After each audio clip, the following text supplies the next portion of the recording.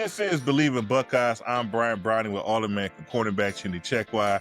We got a great show for you guys today. We got the 14-year NFL vet, one of our guys that make us feel still young because he's still at it. Jake McQuaide is joining us today on the show. Jake, what's going on, man? How you doing? How we doing, BB? Chim, thanks for having me on, guys. Happy to be here. Yeah, that's great. Jake, I was saying before we started the show, last time me and you had a serious conversation, it was back when the Rams was in St. Louis. We was roommates in camp, and I get cut like a week in, and like obviously Jake goes on and he has a great career with the Rams, but it's like that was like, man, this was some time ago, man, right? Those are the dark days in St. Louis, man. Those were dark days. But we came through it. It. Yeah, we did. With smiles on our face. Chim, what's going on, man? How you doing, man? Are you finally you're back from spring break, man? Heard you spent some time in Cali too as well, right? Spent some time in Cali with the family. I wouldn't necessarily call it a vacation. It was kind of a vacation, but you got small kids. Yeah, you're not getting the sleep that you hope to get. That's a trip, not a vacation. A vacation. But I'm feeling good though. I'm still rejuvenated. Glad to have Jake on here with us, man. I'm thinking back. I don't know when the last time we may have crossed paths at some point. I can't actually pinpoint it, but I do remember talking to you pre-draft while you were kind of going through the pre-draft process and going to all-star games, doing pro day, and all that. So we're gonna talk about all-star games. Yeah, so we're gonna talk a little bit about some of the pro day results from the current guys, right? Yeah. So obviously Ohio State just had their pro day this past week. A lot of guys participate. Obviously, we got a lot of guys that I think we all could agree should probably get drafted, right? But the draft is funny. You never know till it takes place. But we had a lot of guys participate in pro day. And I guess it was some pretty impressive numbers. I think the most impressive thing was probably Jordan Hancock's 4.40, right? Like, yeah, Jordan Hancock ran a 4.40. I think he had a 40-inch vertical jump. Just I don't know, 10-foot broad jump, etc. Like he had off the chart level numbers. And you think about a guy like Jordan Hancock, why it's so important for him is because he was a corner, highly touted corner coming out of high school. Probably one of the highest rated corners in the class. He ended up really playing kind of full-time nickel position, which was great for Ohio State. Very versatile player. He came with made tackles. He blitzed well. He covered well. He did everything kind of Ohio State needed at that position. And he showed his versatility, but he didn't play that outside corner a lot. So I think, those numbers allow him to kind of solidify his ability to play inside, play outside, to show that he has the talent to do whatever is needed for him. So shout out to Jordan Hancock, a guy we had on the show, a guy who's been a great leader at Ohio State. I think one of the most underrated players on the Ohio State team, period. But he got to show that he's like one of the elite athletes in his class. And I think he made himself significant money by showing, really capping his senior year off with those types of numbers at a pro day. Yeah. Jim, running that fast time, that's always a question for those corners is like, who really has that top end gas? Because these dudes can all run. Right. And if you're young and be playing special teams, might be playing some gunner, might be playing some jammer, you better have that fifth gear, sixth gear, because the dudes that play it, they have it. So running a 4.4 at pro day, that checks a lot of boxes there. It's big time. Some people ask, you see the film and all of this, why does the 40 matter? Well, one position where it really matters is the corner position, because you're going against some of the best athletes, obviously at wide receiver. And the other thing is, when you're playing a full game, you may not be playing that sixth gear the whole game.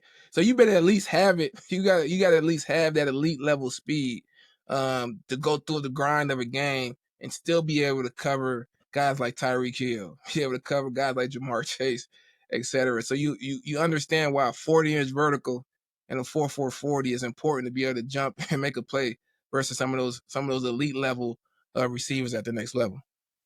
Yeah, because like you say, Emeka Buga, he ran a 4.4 as well. I don't think he ran that the combine, but he put out a great time, obviously, for wide receiver. And he's kind of in that debate. Is he going to be wide receiver one off the board? Obviously, you got some other guys in the mix. The guy at Arizona, a couple other guys in the mix as well. But if you're looking for an all-around guy who we've seen do it at the top level, right, at Ohio State and be wide receiver one essentially here for at least a season, he kind of has that experience to show, right? Yeah, Emeka's It's been great. proven. You get to the top of that room, you're a baller. That's right. So Jay, I want to get your perspective on just like the best slot receivers that you've been on the team with, because Emeka Egbuka kind of fits that slot receiver role, and I think his 40, that 4.40, I wouldn't say it was surprising, but I think he ran really well to really show I could play that role, I could be that slot guy, but I still have that elite level speed as well. Yeah, when you look at the guys that are really dangerous, is the guys that can go inside and outside. You think about guys like Cooper Kupp, Amon-Ra St. Brown. I played with Wes Welker. He was definitely not ever going outside. He was strictly in the slot because, he'll tell you he didn't have that top end, but he did have his niche. Like, no, you could, if you're guarding him one-on-one on an option route, like he's winning that route. But the guys that are really dangerous are those dudes that they can play that slot role, but they can also go outside, and you got to have that top end speed to be able to do both. Yeah, for sure. I wanted to kind of bring this up because it was kind of it's not funny because right, we never want to see our guys get hurt. But Tyleik Williams went out there, he put out a 40, he ran a 40, and at the end of it, he blew a tire. Yeah. He blew a tire. He kind of went down. I think he said it was a hamstring. And it's funny enough, I know he wanted to kind of get some perspective, Jacob, you going through your pro day, but at my pro day, I did the same thing. I tried to run a 40. I pulled a hamstring at like the 35-yard mark, and I'm like, oh, well, I wasn't highly touted as Tyleik Williams. I'm thinking like, oh man, did I really just kind of mess my career up here trying to run a 40?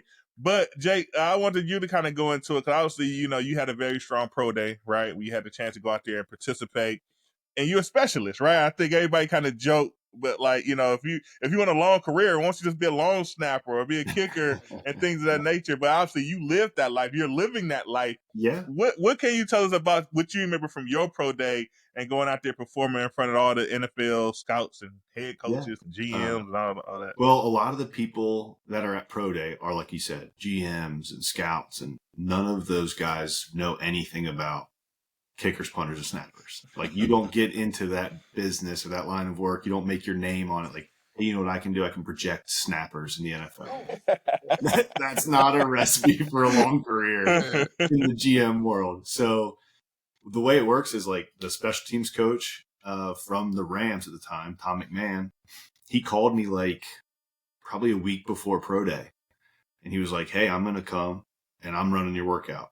It's just going to be me and you, and whoever the punter is can catch, and I'm just going to run you through it. And he said, now people might be watching, people might not watch, but I'm there to work you out, and I'm serious about you coming here and competing for the job. So I was like, hell yeah, coach, I'm in. Like, that sounds great.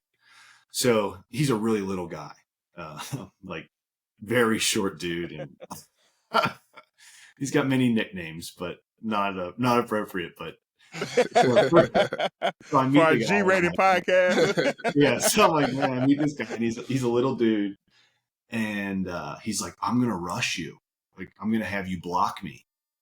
And I was like, all right, that's fine. He's like, now don't be shy, like, let me feel your power, like hit me a little bit. First one, and I'm like, I'm gonna rock this dude. I snap the ball, he like comes off the ball, and I laid him out as hard as I possibly could, put him on his back, and he was so happy about it. He was like, yes! So remind me, at what point did you do your position drills in terms of the rest of the group? We actually went out there before everyone else because he's like, no, listen, no one cares. He's like, I'm the only one who cares.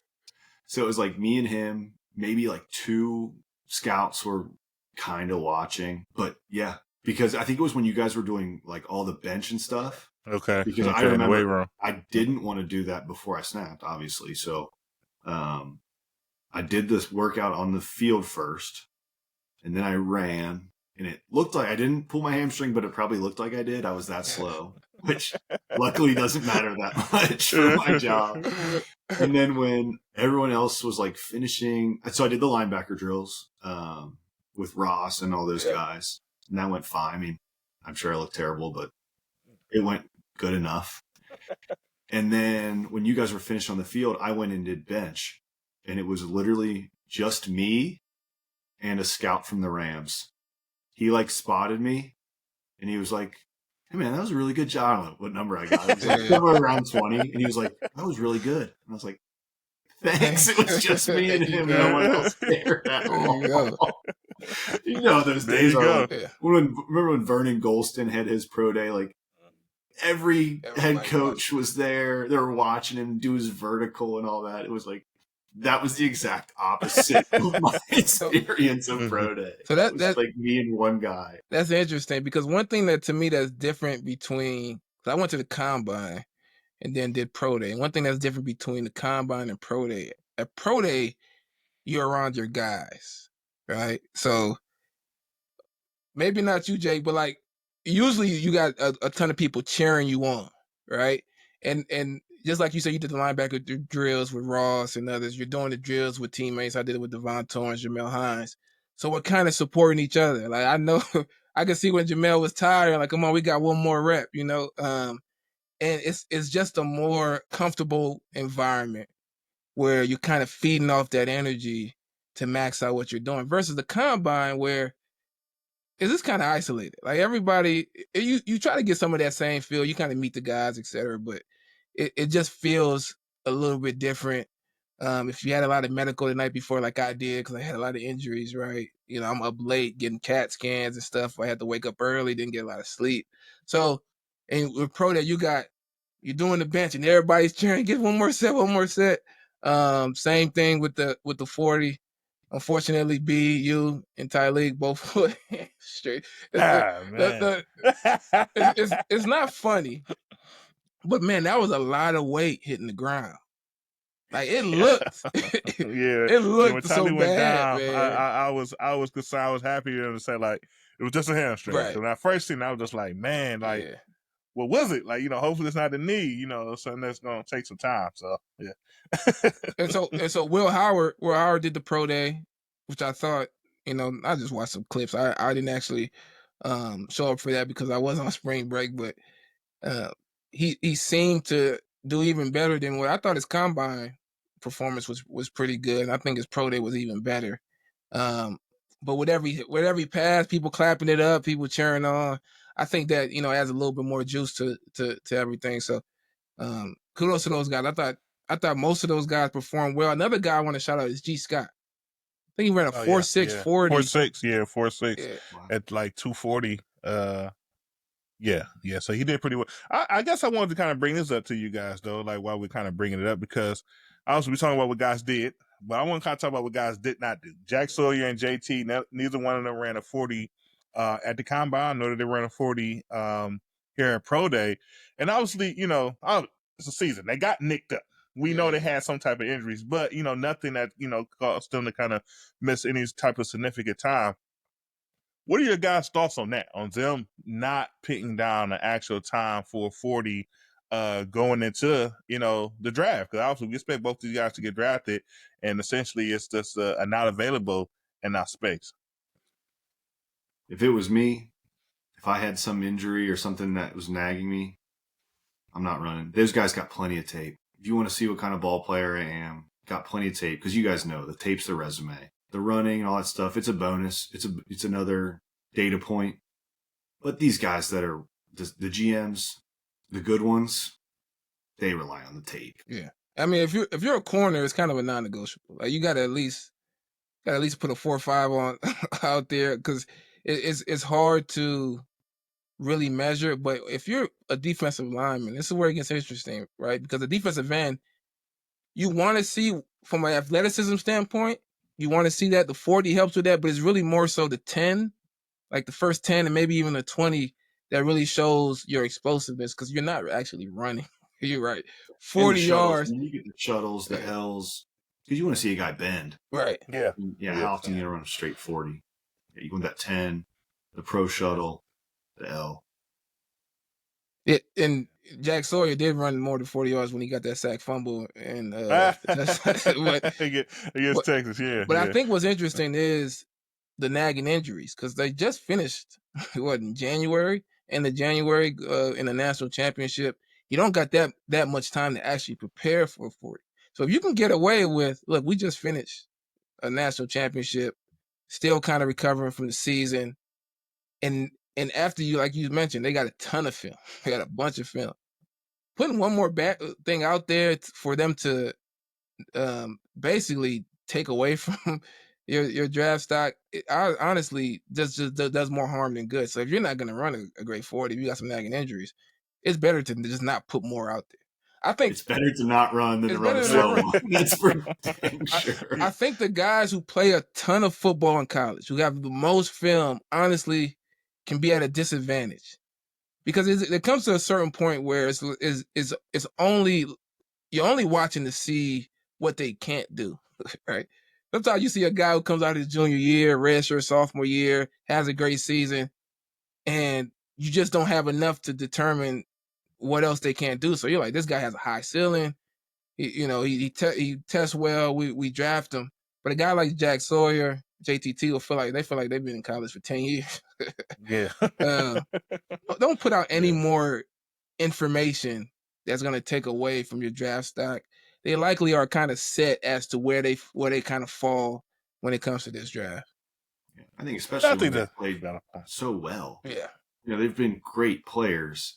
It's not like you got to project, you got to project what's he going to do. It's like, no, the tape is there. The guy's played great for multiple years. Yeah. His upside is, it's on tape.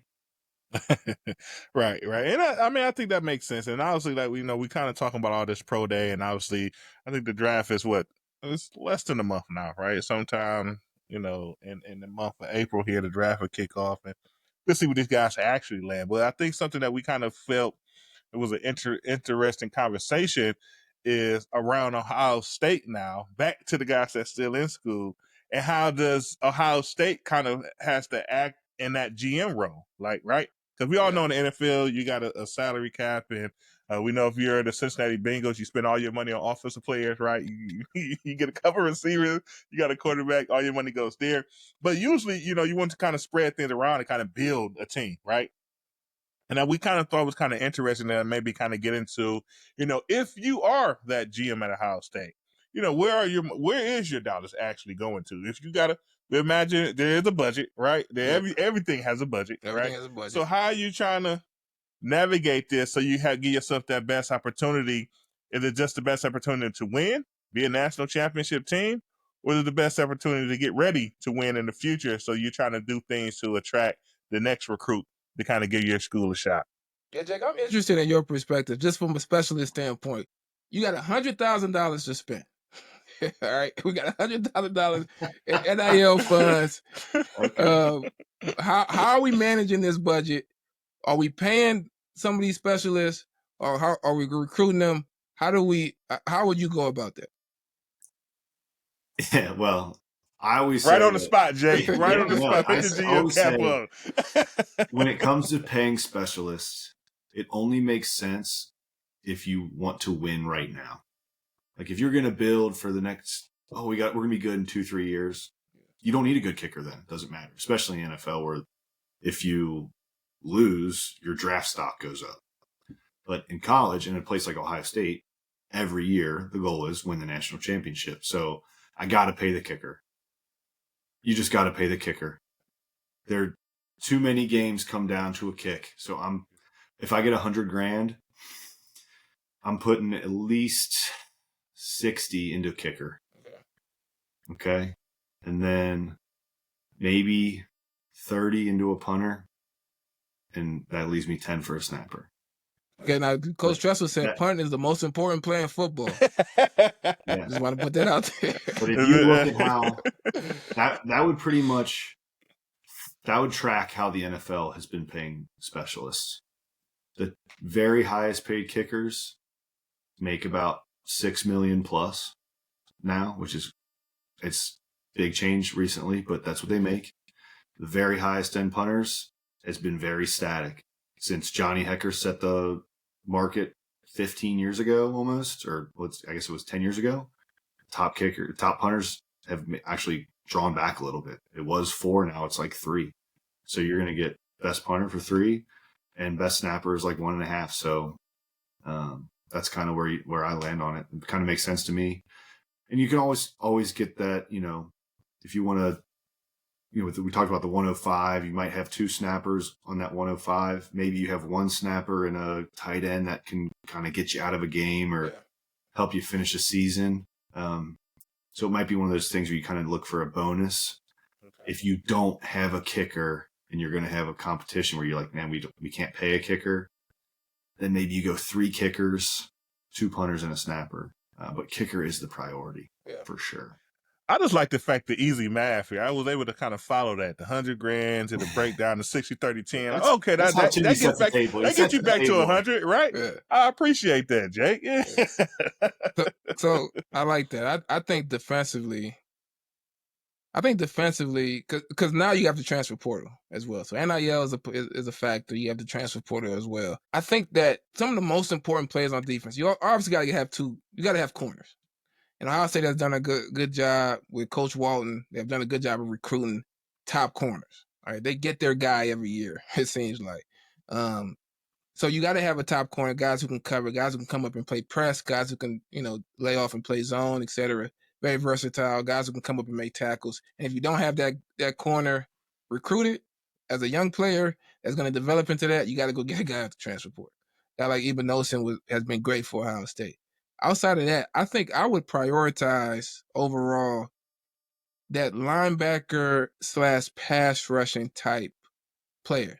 Penn State seems to have one every year, like a guy who kind of fits that speed rush type player. CJ Hicks seems to be the one who's moving into that role. Obviously, they got defensive ends already, but guys like CJ Hicks, the body types of Sonny Styles, Arville Reese, like those guys, to me, there's not a whole bunch of them, in my opinion. The Abdul Carters of the world. There's not a ton of them. I would put a premium on that because, to me, the versatility of this guy could play linebacker, he can go rush, etc. That guy can be a disruptor. And the other guy is that safety who can play multiple positions. A guy like Caleb Downs. Obviously, Caleb Downs is kind of an elite level player. There's not a bunch of Caleb Downs type players coming around, but in football, the physical defensive back who can line up, come up and fill a hole, make a tackle, make the reads, but can also cover the tight end, can cover a slot receiver. Those guys give my defense so much versatility to be able to play and do whatever I want. 3-4, 4-3, doesn't matter. These guys are guys that give a lot of versatility. And with Matt Patricia as a defensive coordinator currently, I think the way they play, he had defense in New England and what he's going to bring to Ohio State. I think those 2 guys, like a CJ Hicks and a Caleb Downs type player, is really important for that defense. And I think it maximizes what the defense can do. So if I'm Ohio State GM, I put a priority on those positions, and I also take Arville Reese and getting some pass rushing snaps. Hey man, come on, man. You've been beating this drum for about 2 years now, man. Come on, man. He's the leader of the defense. With those 2 positions, the edge and the corner, in my experience, a good corner makes the edge better, and the great edge player makes the corner look way better. Yeah.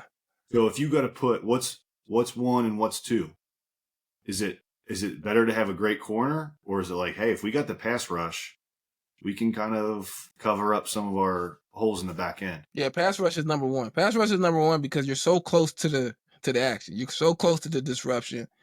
And it dictates what you can do from a coverage standpoint. Sometimes you may not have the greatest cover guys. We play zone, we're going to get home, and we just have guys who can come up and make tackles. But the corners is a very, very close number 2, because as you mentioned, 1A. As you mentioned, like the guy who could cover. I used to actually watch it.